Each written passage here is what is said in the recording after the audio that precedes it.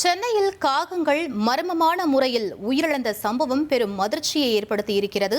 பறவை காய்ச்சல் பாதிப்பும் உறுதி செய்யப்பட்டிருப்பதாக கால்நடைத்துறை தரப்பில் எச்சரிக்கையும் விடுக்கப்பட்டிருக்கிறது. மேலும் விவரங்களை எமது செய்தியாளர் சாலமன் வழங்கிட கேட்கலாம். சாலமன், முழு விவரங்கள் என பதிவு பண்ணுங்க.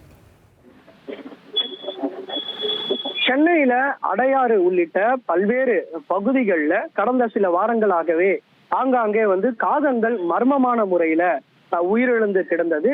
இந்த சம்பவமானது அந்த பகுதியில் இருக்கக்கூடிய பொதுமக்களிடையே பெரும் அதிர்ச்சியை ஏற்படுத்திய நிலையில இந்த சம்பவம் தொடர்பாக அங்க இருக்கக்கூடிய அதிகாரிகள் உள்ளிட்ட பல்வேறு கடந்த ஜனவரி மாதம் அந்த உயிரிழந்ததை அடுத்து தமிழ்நாடு கால்நடைத்துறையினோட அனிமல் டிசீஸ் இன்டெலிஜென்ஸ் யூனிட் அது சென்னையில இருக்கக்கூடிய அந்த காகங்களோட மாதிரிகளை சேகரித்து சென்றது. இந்த மாதிரிகள் போபால்ல இருக்கக்கூடிய ஐகார் நிகாஸ் என்ற ஆய்வகத்திற்கு அனுப்பி வைக்கப்பட்டது. எதனால இந்த காகங்கள் உயிரிழந்தது என்பது தொடர்பாகத்தான் அவர்கள் விசாரணை மேற்கொண்டனர்.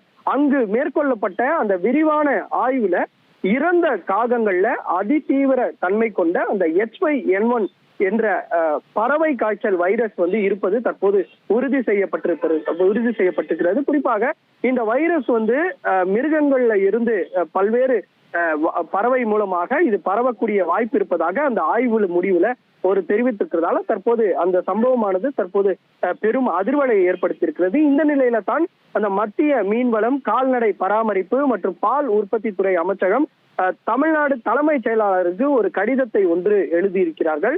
அந்த கடிதத்துல சென்னையில இறந்து கிடந்த இந்த காகங்கள்ல இந்த H5N1 என்ற பறவை காய்ச்சல் இருப்பது உறுதி செய்யப்பட்டிருக்கிறது. இதனால இந்த பறவைகள் இருக்கக்கூடிய இடங்கள்ல மிகவும் தீவிரமாக கண்காணிக்குமாறு அந்த உத்தரவுல தெரிவிக்கப்பட்டிருக்கிறது. குறிப்பாக பறவைகள் உயிரிழப்பு பதிவான முழு பகுதிகளிலும் தீவிர கிருமி நாசினி தெளிப்பு மேற்கொள்ள வேண்டும் எனவும் உயிரியல் பாதுகாப்பு நடவடிக்கைகளை பலப்படுத்த வேண்டும் எனவும் மாநகராட்சி அமைப்புகளுக்கு இந்த மத்திய அரசு கடிதத்துல ஒரு அறிவுறுத்தலானது கொடுக்கப்பட்டிருக்கிறது. குறிப்பாக கோழி பண்ணை, அது மட்டுமின்றி இந்த வனத்துறை, வன உயிரின துறையினரோடு எச்சரிக்கையாக இவர்கள் செயல்பட்டு அந்த இடங்கள்ல தீவிரமாக பாதிப்பு கண்காணிக்க வேண்டும் என, குறிப்பாக சந்தேகமான முறையில பறவைகள் மற்றும் இந்த உயிரினங்கள் இறந்தால் உடனடியாக அதனை ஆய்வுக்கு உட்படுத்த வேண்டும் எனவும் அந்த கடிதத்துல குறிப்பிடப்பட்டிருக்கிறது. இது மட்டுமின்றி உடனடியாக இறந்த அந்த பறவைகளை அருகிலே புதைக்காமல்